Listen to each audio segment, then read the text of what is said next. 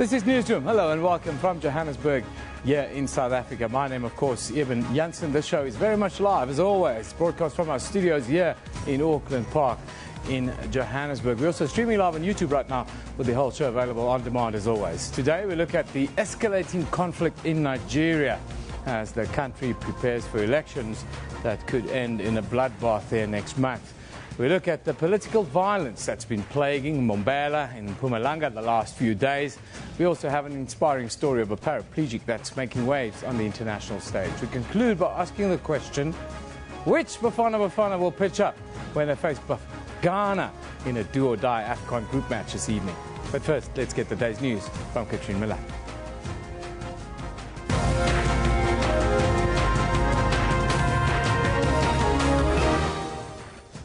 Well, hello and welcome you with the Newsroom on SABC News. I'm Katrine Miller, and let's just take a look at the news making headlines this morning.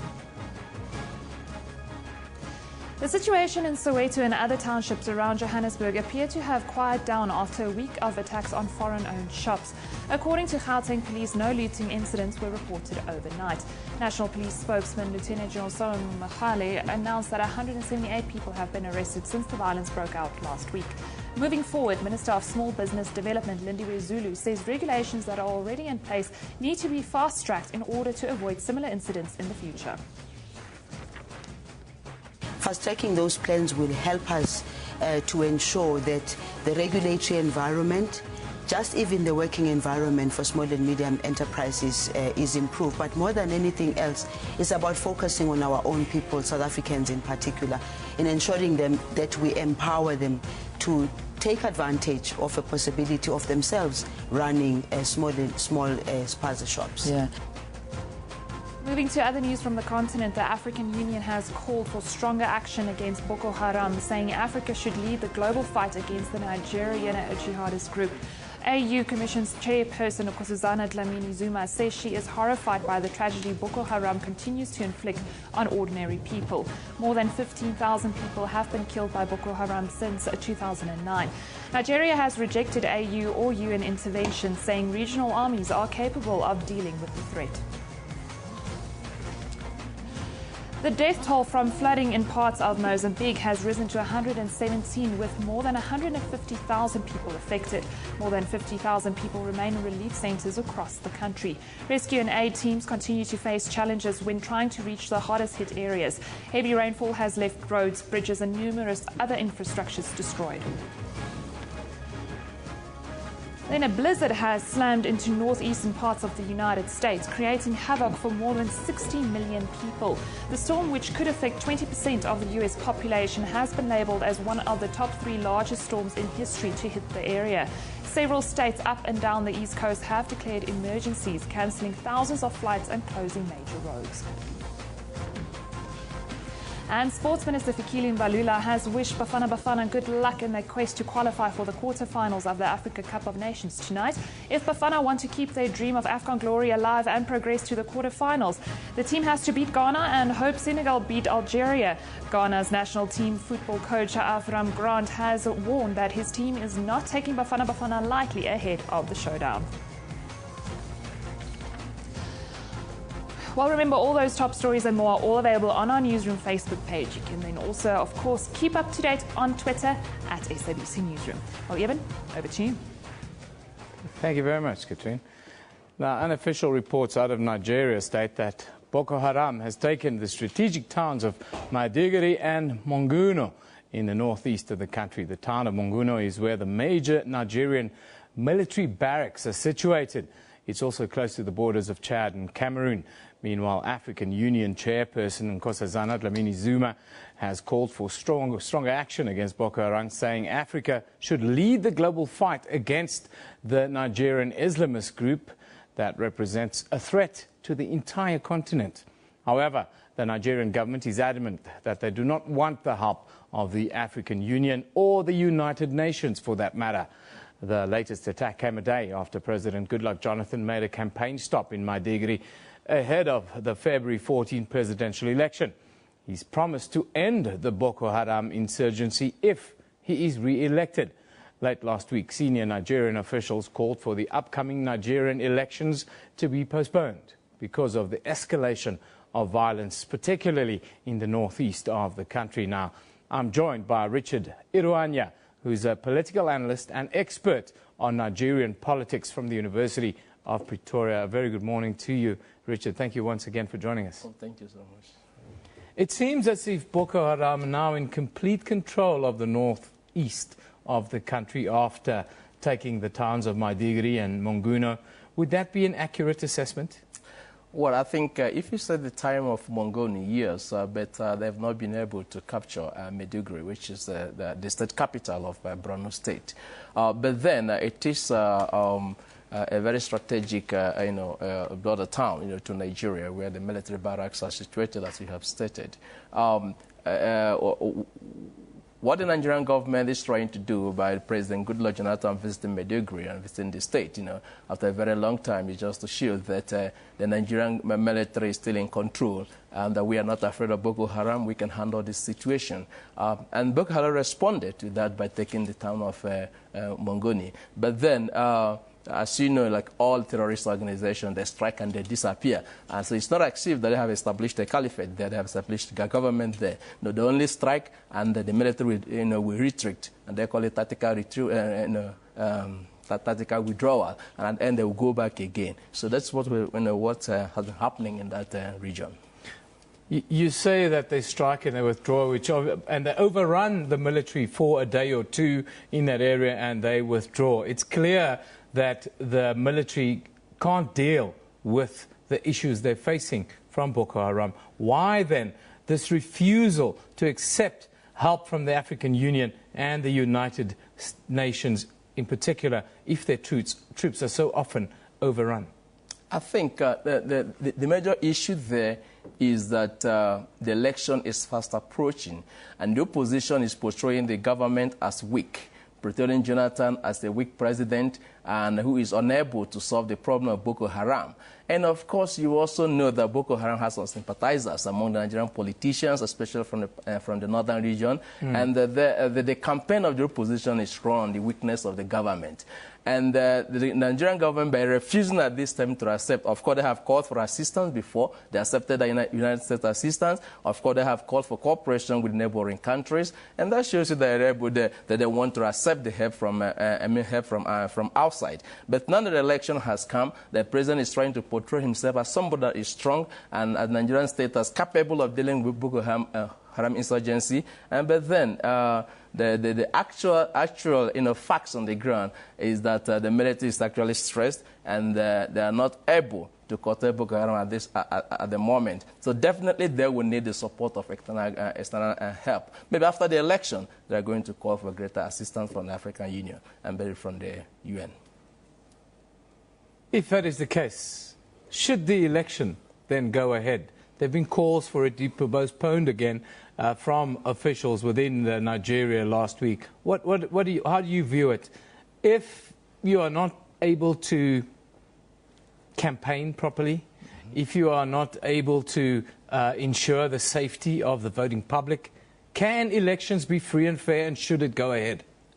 Well, see, the Nigerian officials are calling, through the security agencies for the postponement of the election. The opposition is saying no, because they feel that their candidate is more popular than the president at the moment, and that the wind is on their side, and if the election should be held today, the opposition is likely to win, and that is what they're backing on. But popularity does not necessarily translate to electoral victory, as we have seen in many in different cases. And again, the areas that elections are likely not to be held because of violence in the northeast, pro-Gnostic areas in the northeastern region. And this is the stronghold of the opposition party. Now, if election does not hold there, the opposition will lose. And if election is held there, and a lot of people are disenfranchised as a result of violence, the opposition will still complain. So I think it's in the best interest of the opposition for the election to be postponed so that the security situation can be addressed and the proper election held. It seems, though, as if Goodluck Jonathan is also pushing for the election to go ahead. I want to talk about specifically the president, his visit to Maiduguri over the weekend. Do you see this just as a cosmetic visit to show to the world that he has support there and that he wishes to show that he can go there? But in a way, one gets a sense that he doesn't really have much support in that area. Well, I said it earlier that it is not his stronghold, and it is stronghold of the opposition. Last election, he did not win the geopolitical zone. Buhari cleared all those regions. So the president is not actually very much concerned about the security situation. I mean, about victory, getting victory in those areas. But what he has just done is to show that, look, I'm not afraid of you guys. I can come here and campaign, and I can go scot-free. Nothing will happen to me.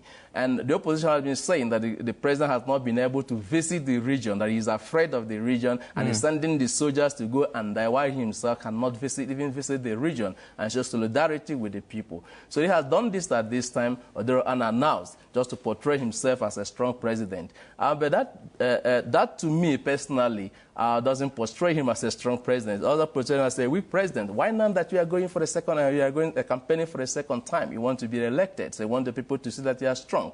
Why haven't you paid visit to the area in the past? Yeah. I mean, Boko Haram did not start this year. Boko Haram has been operating since 2001. And what have you done, as the president of the Federal Republic of Nigeria since 2011 that you were elected? Yeah, even when there were these massive attacks on people and the numbers were so big and so many lives were lost, there was almost no response from the president's office on this. Exactly. There was a response on the attack in Paris by the president, sending his condolences and the like, but very little with what's happening in his own country. Yeah, I think this Nigerian problem, you have to also understand the geopolitical and the ethnic nature of Nigerian politics. Yeah. The president is from the south, and that is, the northeast is not his political stronghold. Yeah. And the people dying there are not his people. And of course, it is not affecting the Nigerian economy as it is supposed, because the north is not the stronghold of the Nigerian economy. It is in the south. And of course, that is about 900 kilometers away from the nearest oil well. Yeah. And so he is not much bothered about what happens there in the northeast. And so it beholds on the leaders of the area to call their people to order. And the point is that in that area, about 1,400 kilometers in a border area, it's difficult to police. And of course, there is no ethnic or social boundaries there. You only have physical boundaries separating the two countries. So the people over there in Niger, in Chad, in Cameroon are the same people you found in Nigeria. Even the language is the same. The language is the same, the culture is the same, the religion is the same. So it's difficult to control that area. It's almost a state on its own. I want to talk about the African Union now, and I want to talk quickly about South Africa's role. I saw some reports that South Africa are sending military expertise to help the Nigerian military with training and the like. If South Africa had to step in and send military hardware and maybe even troops in there, do you think there's a real chance of a country like South Africa importing this kind of terrorism, if for lack of a better word, into our own country? Well, it will not amount to importing, maybe reactivating the cells that are already existing in South Africa. Don't forget, one of the attackers of the United States, bombers of the United States embassies in Tanzania and Kenya, was of course arrested here in South Africa many years ago. And that tells you that, of course, you have terrorist cells existing in South Africa. And of course, they have warned South Africa that if you should get involved in the Nigerian case, we will attack you. And we are likely to see that happen, because these people don't just give empty threats, they actually carry out their threats. So, in my view, the cells are already existing in South Africa, but they remain dormant, because South Africa have not been active in the Middle East, have not been active in many of the areas, and they feel that their interests are being threatened. So in getting involved in the Nigerian crisis may likely activate the dormant cells that exist in South Africa. But it is a real legitimate threat here in South Africa. I think it is. Richard, thank you very much for joining us today. This is Richard Iranya, who's a political analyst and expert on Nigerian politics from the University of Pretoria. Very interesting views this morning. There is a legitimate threat. There's a real threat. Boko Haram exists in South Africa already, and South Africa are starting to send, well, cooperation, for lack of a better word, to the Nigerian military. Let's take a look at how you view this and what are some of your views and tweets. Now, Maskwamba says, if the Nigerians doesn't wake up and act, Boko Haram will bring Nigeria to its knees. Facts. Nigeria needs help from the AU and everyone. Big Data Kenya says the Boko Haram massacre is just another oil looting in Nigeria. Mr. Jonathan is shut up in all his inhumane acts. I hate the rich, selfish, says Big Data Kenya. Ahmad Adam says, good luck, Jonathan is useless. He can't never protect her own people against Boko Haram. It's better to change his name to Bad Luck, Jonathan. That one from Ahmad. Hip-hop James Bond says, to Boko Haram, are we ever going to get our girls back? Your positive response will be highly appreciated. Yours in concern, Africa. I can tell you more women were, 192 more women and children were abducted over the weekend. 25 men were killed in a village. So it continues. Now, the tweet of the day is one sent by Rory Berry. Of course, Bafana Bafana. Tonight he says, dear hashtag Bafana Bafana. It must feel like the weight of a nation on you, but please remember to have fun. It's just a game after all. That is our tweet of the day from Rory Berry here in South Africa, talking about the national team playing against Ghana tonight. Yes, it is a game after all, but ask Togolosh Ranti if it's just a game if you miss a penalty. Not really here in South Africa. Anyhow, let's take a look at the front pages from around the globe. There you'll see that with Britain's general election exactly 100 days away, the Sun has asked its readers to share their vision of a better United Kingdom. Staying in Britain, the Daily Mirror is reporting that hay fever tablets could rise the risk of getting Alzheimer's. Wouldn't say that. Closer to home, here in Nigeria, the Vanguard is looking at the presidential rally that took place in Kwara State, where President Goodluck Jonathan addressed the public and members of the media. No pictures of the violence or the 25 men that were slaughtered or the 192 women and children that were abducted over the weekend. Lovely pictures of a political rally in Nigeria, as if it's not happening in the northeast of the country. Before we go to an ad break, let's just have a look at what is happening across the country today.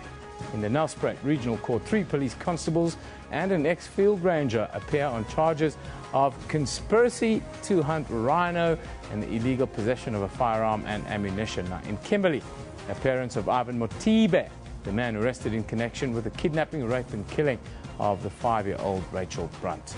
Then, of course, tonight, Africa Cup of Nations. South Africa against Ghana and Senegal against Algeria. Both games start at 8 p.m. South Africa need a big result and a little bit of luck to go through. Let's hope it happens. This is Newsroom on SABC News.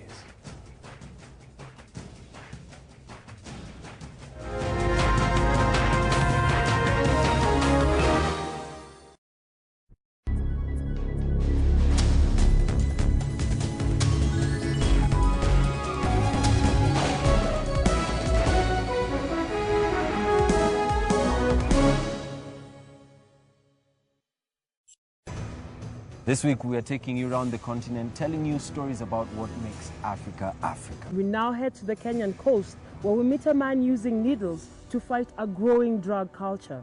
A recent study revealed that there are 850 drug addicts in Diani alone, with over 220 using injectable drugs such as heroin. In my community, I've seen a lot of these people suffer.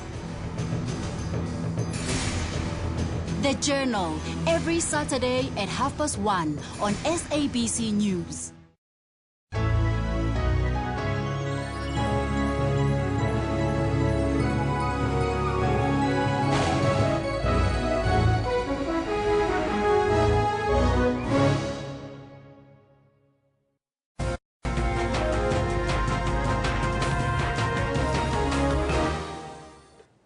Welcome back. This is Newsroom on SABC News. The African National Congress's National Executive Committee has strongly condemned the bloody confrontation between alliance supporters in Mpumalanga over the weekend.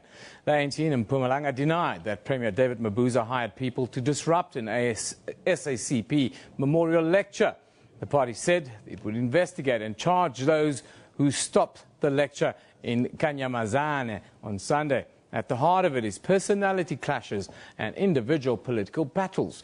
ANC members have accused Matthews Pawser of spreading rumours that the current Mpumalanga Premier and chairperson of the ANC was an apartheid spy.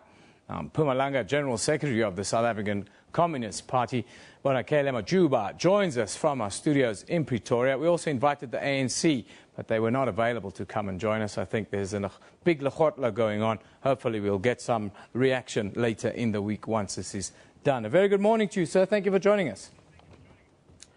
Morning to you and morning to your viewers. I'd like to ask, cut straight to the chase, sir, if you don't mind. We see this painted in the media as the ANC against the SACP, but is this not a personal battle that is being fought in the name of the SACP and the ANC? We don't believe that it was the ANC and the SACP battle. It was a bunch of thugs who decided to come and disrupt an SACP event. We believe that those people who came there, we have seen that they didn't even have ANC T-shirts. They were given T-shirts at the venue by some corrupt officials of the ANC. But generally, the people who were there were not necessarily, as we saw, necessarily ANC people. It was a bunch of hired thugs by some corrupt regional ANC leaders. Now, some of the pictures are running on our screens right now, men with axe handles fighting and hitting each other. What do you say to these pictures? We're saying that kind of a thing is unheard of, actually. It's very much unacceptable, because the relationship between the ANC and the SACP is a historical relationship. That is why we believe that that bunch of thugs which came to that event was meant to go and cause problems within the ANC and the SACP. But we don't deny that there are some criminals who have hijacked the ANC and who are using innocent thugs who are just roaming around the streets in order to go and cause havoc in the SACP. And those people, by their nature, are anti-communist, and they've got all the vendettas of making sure that there is no SACP in the country and also in the province of Mpumalanga. Can I ask you just to sketch the background of this supposed political violence that we see? You talk about thugs, you talk about this corrupt officialdom and the like. Just paint the picture for us a little bit clearer. Basically, we were saying that ourselves as the party, every January we organize Joe Slovo commemorations. Our district, Ehlanzeni district, decided to have that kind of a commemoration, and they invited the ANC to come to that event, also invited the former Premier and the former TG of the ANC, Comrade Matthew Posa. And these people seemingly decided to come to that meeting in order to disrupt it, because they felt that Matthew Posa was not supposed to go and address that memorial lecture of the party. By the nature of the ANC understands that the SACP is an independent political party in alliance with the ANC, and therefore its programs are independent. That is why we're saying that the people who came there and did that kind of a deed are people who are ignorant about the ANC itself, and thugs that hijacked the ANC, but completely ignorant about the policies and the principles of the ANC. So the background of that matter is that those people who also have a problem, obviously, with the SACP's fight against corruption, because when the SACP talks about corruption, they think that is referring to them. They also wanted to come, possibly to give a lesson to the SACP so as it could have to stop its campaign against crime, and they can be free to loot resources as they wish. I want to talk about what happened just before the meeting went ahead, or the memorial lecture went ahead. You invited certain members of the ANC to come and join the festivities, as it were. Why was there a last-minute warning to cancel their attendance, or there would be violence? Well, the last warning, it was because of already when our people arrived there, already there were people at the hall who were chanting slogans, the kinds of slogans which were seemingly ready to disrupt. And because we realized that there could be some problems, that is why the leadership of the party there decided that it should be cancelled, so as we can avoid the loss of lives and people being injured. Do you see this kind of event or this kind of happening as a threat to the relationship between the SACP and the ANC, or was this an isolated incident? It is an isolated incident. There can be no threat between the SACP and the ANC. That relationship is forged over many decades. And there is no way that there can be few individuals who can succeed in threatening that relation. How are you going to deal with this scenario that's played itself out amongst the leadership and ordinary members? Obviously, I think police will have to make sure that those criminals are arrested and they are taken to book. And there will be, obviously, a meeting between the ANC national leadership and the SACP national leadership, so as to check how can that kind of an issue be dealt with in order to root it out once and for all. I thank you for joining us today. That is the South African Communist Party's General Secretary, Bonakele Majuba, joined us at our studio in Pretoria. The scenes that you saw there for yourself were absolutely hideous and has no place in the political landscape of this country, considering our history. Political intolerance is something we're trying to deal with on the show, but this had nothing to do with that, apparently. So Mr. Majuba talks about thuggery and corruption at the heart of this. But let's have a look at some of your tweets. Alex Raymond says, I love how everyone is freaking out about the New York City blizzard, but for us Canadians it was just another winter Monday. Of course, we're talking about the massive storms that's heading into New York City. Our American friends, well, you know, they always like to embellish a little bit, make it bigger. Soraf says, New York City bracing for impact. Snow and feet probably after decades. Get your supplies and hibernate till tomorrow, says Soraf. There we have a picture of that blizzard in, yeah, that's right in the heart of New York City. Looks like Times Square. The blizzard hitting Times Square. Paul Rebretton says, watching the blizzard cam in New York and snow falling rapidly. Stay safe, New York City.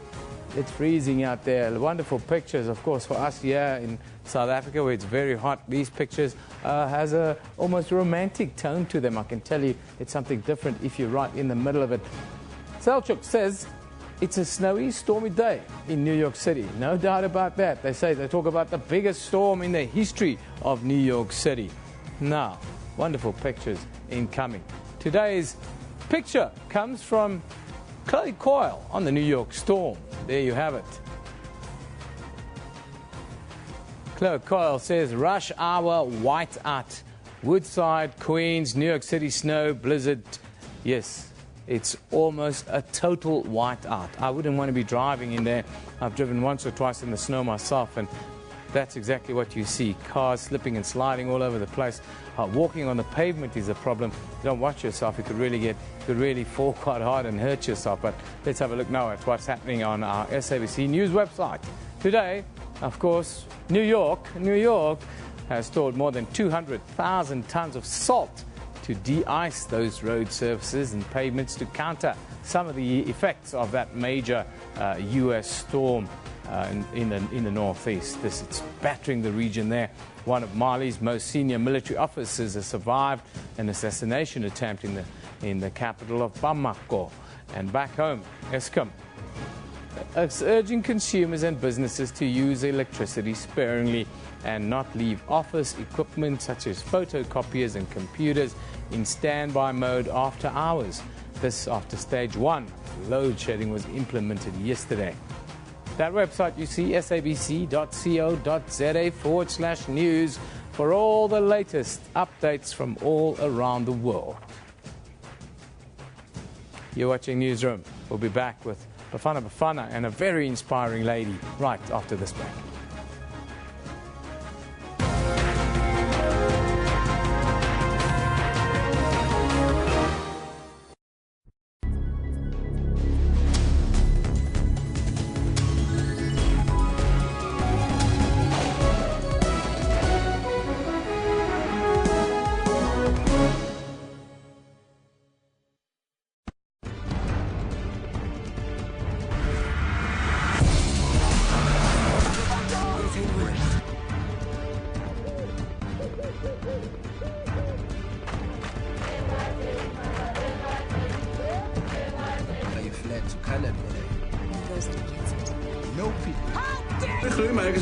Ja, ik heb een paar keer zeggen.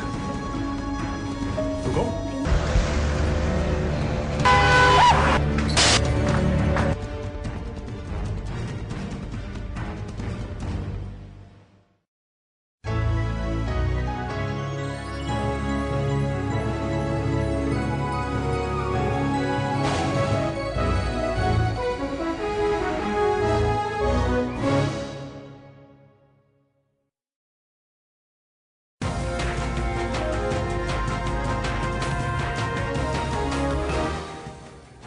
Well, hello and welcome back here with Newsroom on SABC News. Let's just recap the news making headlines this morning.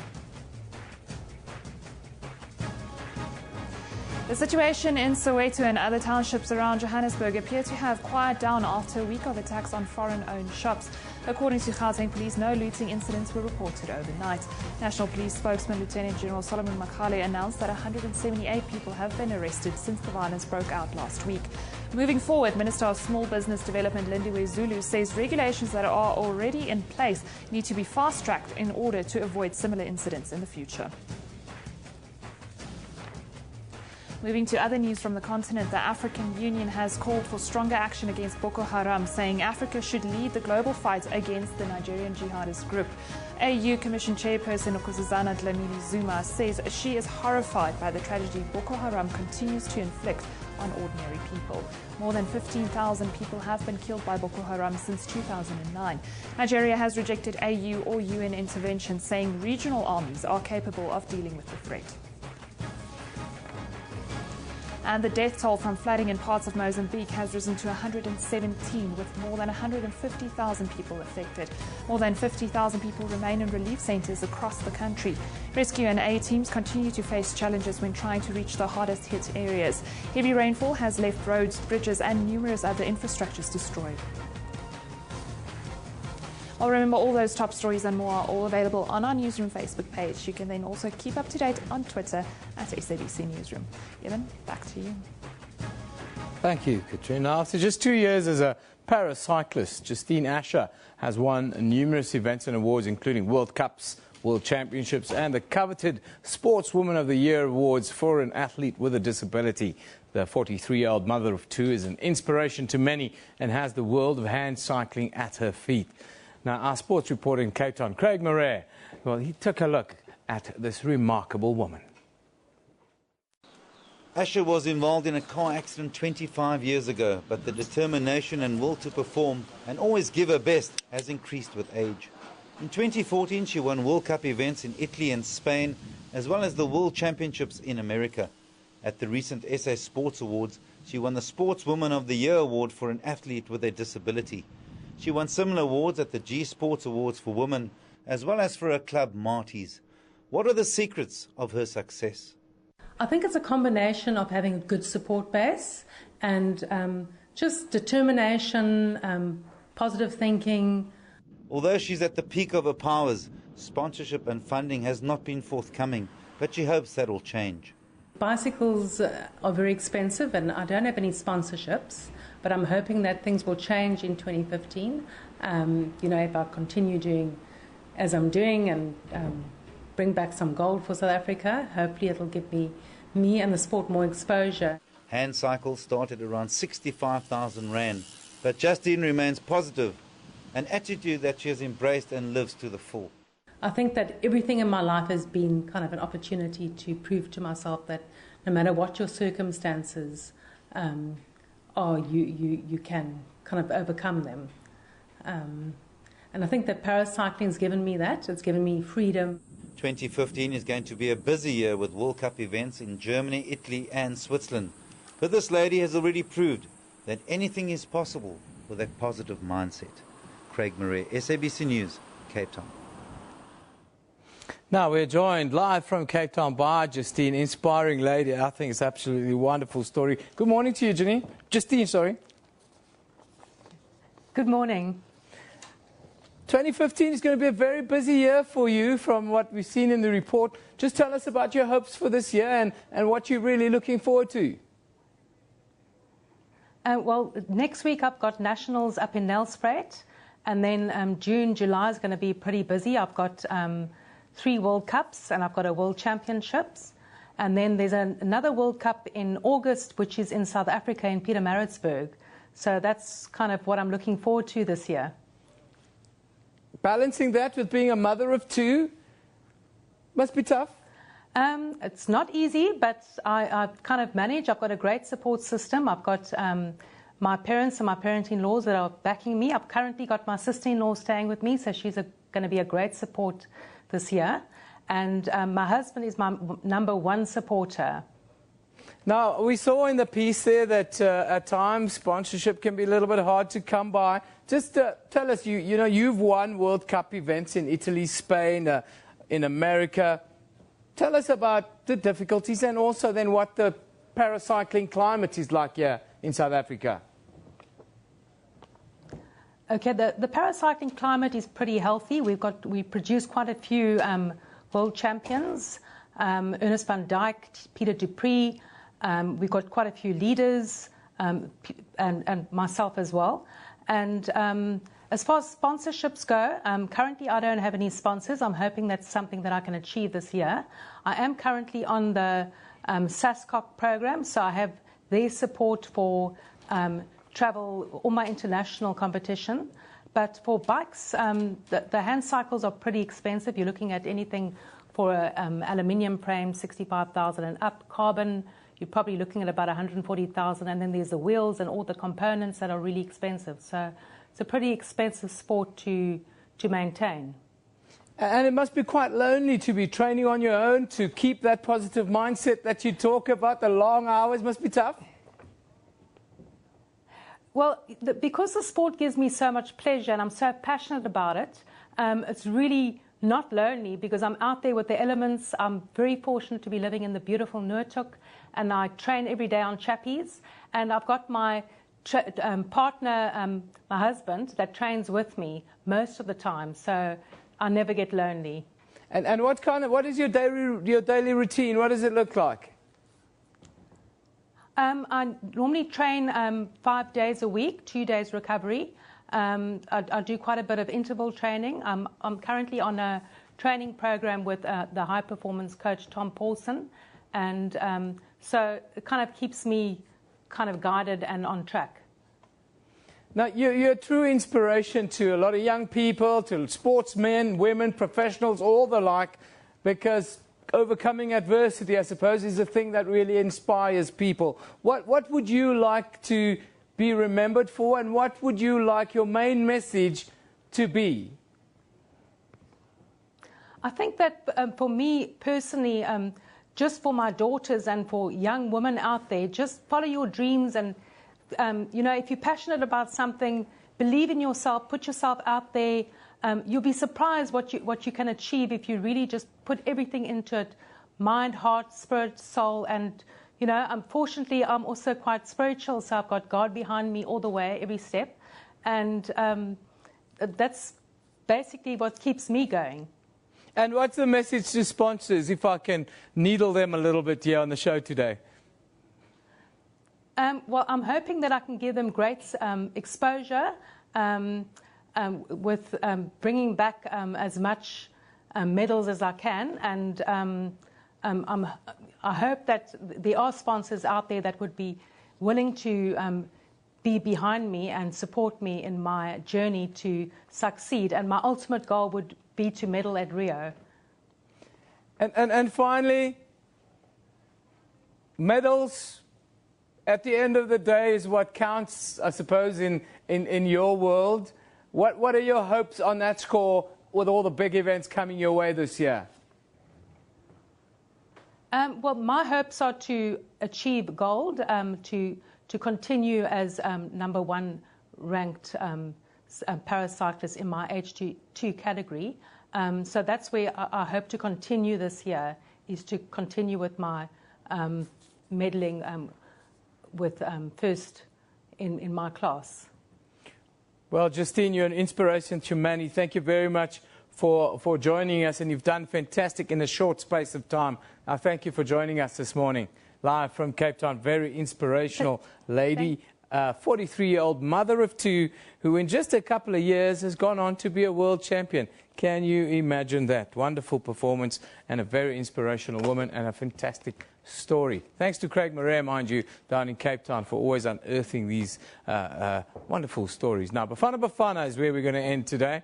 And is it going to end for Bafana today? Well, the 2015 African Nations Cup in Equatorial Guinea might come to an end tonight, or maybe by some stroke of divine intervention or luck, they might progress to the next round.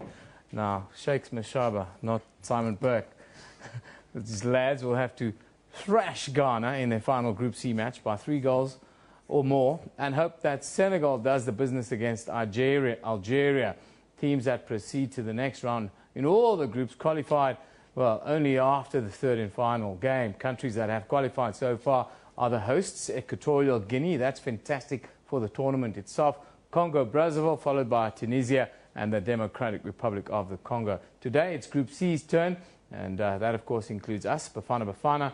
Both games kick off simultaneously at 8 o'clock. They'll be live on both SABC 1 and SABC 3. Now, sports anchor extraordinaire Simon Burke joins us here to give us his 5 cents this morning. Simon, what's your feeling? Do you have a good feeling? Are you feeling lucky today? I think we're between a rock and a hard place. Group of death, but we're still in it. We're still in it. Group of death. All the 4 teams are still in it. However, we need certain things to go our way. I will say this, Simon. I will say if we sneak through out of this group, I think we'll go on and win the tournament. But that's a big if. Yeah, that is a big if. We first need to just focus all our energy on giving Ghana a hiding. I don't know if we can do that, however. Interesting selections have been made overnight. We've got a new striker, Bongani Ndalula. He's got the first touch of a toddler. So we'll see what happens there. So you say that there's very small chance of us beating Ghana. I actually think this is one of the worst Ghana teams of the last 10 years. I don't think there's a small chance of us beating them, but what we have to do in order to kind of give ourselves an insurance policy is beat them, but beat them well, with a goal difference that kind of eradicates our -2 on the log. All the time hoping that Senegal does well against Algeria, because if they don't and we go head-to-head with Algeria, we're out. I want to talk, before I talk about the other stuff, let's talk about Bafana and the way that we are playing at the moment. We're playing a very entertaining brand of football, a very attacking brand of football, a crowd-pleasing brand of football that South Africans love. Our sports fans in this country, we love a bit of razzle-dazzle, and we love it when we score goals. But to balance that, you have to be defend. And let's be honest, we've been poor in the air, and you don't win big tournaments by being poor in the air. Well, you know, we did coach that. Shakes has gone on record several times as saying against big West African teams, they have worked hard on their set pieces, especially around the corner kicks. And we've got Rivaldo Kutsia back tonight, who's going to team up with Tyson. And hopefully they're going to sort of restore a little semblance of order when it comes to the dead ball situation. Our key, I think, has always been our midfield. Andile Jali and Dean Furman working together. The one's a fetcher, the other one's a chaser. you get those guys working as industriously as possible, then our two strikers have got no reason why they can't put the ball in the back of the net. But the problem is they can't put the ball in the back of the net. They're having trouble, you know, with the killer instinct. Yeah, it's kind of that thing. I want to talk about Andile Jali because I think he's the most improved player we have in the country, both at club and international level. When he plays in Europe, he plays as a real defensive midfielder that really sort of babysits the defence, if you can say that. When he plays for Bafana, he plays a much freer role. Right, because Furman allows him to do that. So you've got a nice balance there. You've got a healthy partnership there. And the last thing on earth, and I mean, Shakes has been chopping and changing his team and tweaking here, tweaking there. The last thing on earth you can do is change those two guys. Those guys are our key. And then you've got to throw in Thabo Matlaba. And you throw in Mandla Masanga, who's made the team as well for this match, because Opa Manyise has showed, especially against Algeria, that he just doesn't have the strength, the physicality to face up in these midfield tussles. And that's clearly what we need. Those are the kind of things that are going to win it. It's old school, real hard knock stuff. And if you get pushed off the ball, which he was getting, and that's how the second goal resulted in Algeria, then you've got a problem. But we have problems aplenty. And there's one thing that I can't figure out what Shakes has done, and that's his goalkeeper. We've got a new goalkeeper for this match. Yeah, the previous goalkeeper took a lot of stick for the first defeat, now didn't he? had 3 new goalkeepers in 3 group matches. Brilliant Kuzwaya is starting. I cannot for the life of me figure it out. I'm trying to think of a precedent in world football, in a World Cup, in a Continental Cup. Nothing. What is up with that? I can't. I want to go back and take a more spiritual approach to it, yes. Simon. You know, we lost Senzo. Yes. And I think we lost our way after we lost Senzo, because Senzo was the best organizer that I think we've had in goals in the last decade. Right. Much better than Itu Kune. And I think in a way, the way Shakes has responded, he doesn't really trust any of these other goalkeepers in the way that he's trusted Senzo. So we have to accept that Senzo's passing has been a horrific setback for Bafana Bafana. No, clearly. But, wow. I mean, against Ghana, we've got a new guy. And against Senegal, we had a new guy in Jackson Mabukwane.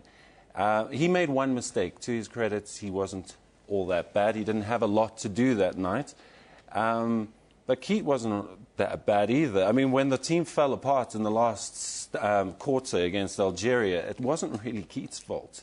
Yeah, I just feel we lack a little bit of belief there in that last and in a way it's leadership, and that leadership comes from solidity at the back, and it just didn't happen. But Simon, come on, man, speak to the football gods there this afternoon, and let's sneak through this one, because you never know. Well, that's the key. We've got to sneak through. And if you've watched, you know, so-called groups of death, you have those teams that sneak through regularly. The Italians are brilliant at doing that. They have a log jam in the middle. You know, everyone's on 4 points or something, or they're on 1 point, which we are. And suddenly, the last match, and that's the thing, we can't stop playing until the final whistle. That's all we can do. But we have to beat Ghana. If we don't beat Ghana, nothing else can unravel. Simon, I say this. Yeah. I think it's going to be irony today that's going to write the story. Okay. And the irony is people want to see beautiful football, but we are going to win ugly and go through very ugly tonight. That's the irony of today's football match. Bafana Bafana will go through as ugly as well as they've played. That is the best way you can get through a tournament, is win ugly. Especially in the group of death. Simon Burke, sports anchor here on SABC News, a man who knows pretty much everything about most sports here in South Africa. Finger on the pulse. Of course, you can follow him on Twitter and watch him on prime time. But here are some of your tweets on Bafana Bafana. A complaint from VIT students who haven't been cleared by... No, it's not. Please, man, guys, you sent me the wrong thing. Lecholokwe says, we are missing the picture here. Bafana are on a building phase. Stop mourning about the squad to be on AFCON. It's a bonus on its own. I disagree. We play to win. We are South Africa. Hippo Pantula, there we go. Double HB says, if I was Bafana's coach, I'd tell him to go into the next game with winning out of their minds. They must go out there and have fun. Double HP knows a little bit what he's talking about there. Good one, my brother. Franz Letualo says, all the best for Bafana against Ghana. AFCON 2015 on tonight's game. France is going to need it. There we have a picture of South Africa, of our team, of our country. We are with you, Bafana. Joe Cran says, I can't read it behind that thing. Artwork, honest opinion. What do you think of this Bafana artwork? Honest opinions, please. I think it's simply wonderful. That's the kind of support that our national team needs. You know, losers will always say it's not about winning, it's about playing the game. Newsroom is broadcast live from our studios here in Auckland Park, Johannesburg, every weekday morning between 9 and 10 a.m. The show repeats at 2 in the afternoon with the total rebroadcast at 5 a.m. the following morning. Also stream live on YouTube at that time, of course. Now, on demand, you can watch us on that channel if you want. This, of course, SABC News. You've been watching Newsroom. Me and Simon, we love it in the morning.